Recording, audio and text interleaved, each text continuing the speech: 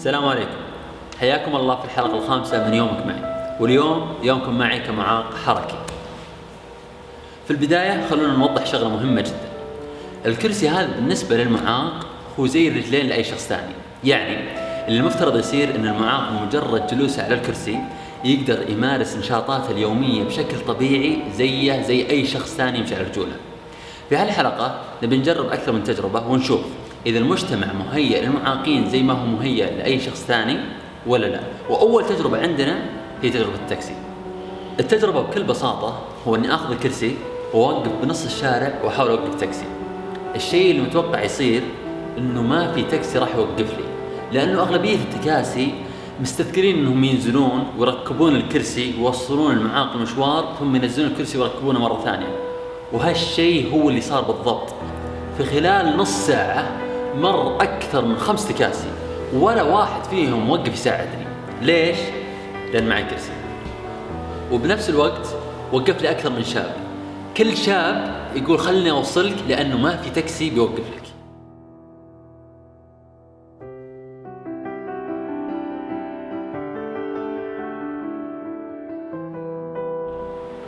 التجربة الثانية هي تجربة التنقل بالكرسي. نبي نشوف هل الشوارع والأماكن مهيئة له ولا لا. اللي لاحظناه للأسف أنه نادر جدا جدا تلقى شارع أو محل فيه رام اللي هو المنحدر المخصص للكراسي، ولو فيه تلقاه منحدر بشكل يصعب على المعاق أنه يطلع معه الحالة، فيضطر أنه يجيب شخص ثاني يساعده. التجربة الثالثة كانت تجربة السواقة. بعض المعاقين الحركيين البعض منهم ما يقدر يستخدم رجلينه أبد، عشان كذا الناس تتوقع أنه دام ما يقدر يستخدم رجلينه فأكيد ما يقدر يسوق، وهذا الشيء خطأ. خلونا نشوف سوا. طيب الحين يا محمد، الشخص اللي عنده إعاقة في الرجلين، أوكي، ما يقدر يسوق؟ لا، يقدر يسوق. طيب يقدر يسوق عن طريق تعديل بسيط في السيارة اللي هو جهاز القيادة. إذا كانت السيارة أوتوماتيك يقدر يعدلها بجهاز قيادة بسيط، يركب الجهاز في أي سيارة طبعا ويقدر يسوق بدل ما يستخدم رجله يستخدم يده. طيب ممكن تورينا الجهاز ده؟ ايوه، هذا الجهاز. طبعا بدل ما ندعس الفرامل والبنزين بالرجل صرنا حولها هذا الجهاز الى اليد. يعني نقدر الآن ندعس البنزين بالطريقة هذه وكذا البريك على قدام. بس خلاص، وسهلة جدا. هذا هو الشيئين اللي تعطل بسبب تعطل الرجل حطيناه في اليد. طبعا سهل جدا. سهلة يعني؟ يحتاج له تدريب بسيط. اذا انت تسوق السيارة من اول فما في صعب، ما راح يكون صعب جدا يعني. طيب احنا نعاني شوية من الناس اللي ما قد ساق السيارة قبل إعاقته وفجأة جاء بيسوق بيده مباشرة، شوية نعاني. طيب طيب هذا الجهاز كم تكلفته؟ والله الجهاز هذا توفره وزارة الشؤون الاجتماعية بلاش.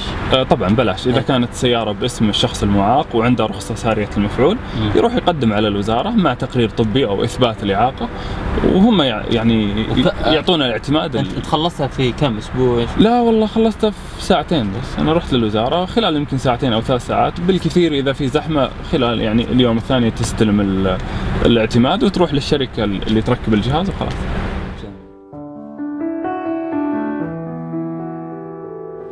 التجربة الرابعة والأخيرة كانت تجربة المولات والمواقف المخصصة للمعاقين. رحنا لأكثر من مول نبي نشوف هل الناس تحترم مواقف المعاقين وما توقف فيها ولا لا. طبعا زي ما توقعنا كل مول رحنا له للأسف لقينا شخص غير معاق موقف في مواقف المعاقين.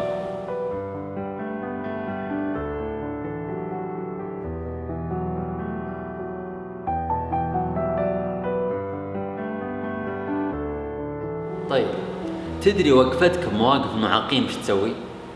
يضطر أخونا المعاق ياخذ سيارته لأقرب موقف متاح، وهالموقف ممكن يبعد عن بوابة المول عشرات الأمتار، ثم يضطر يقطع المسافة كلها بعربته للبوابة.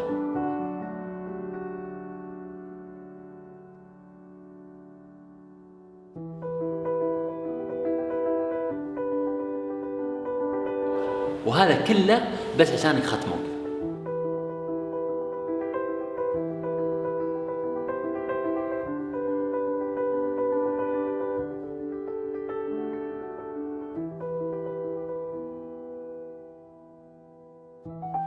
بنهاية الحلقة نبي نوصل معلومة واحدة بس، وركز معلومة زين.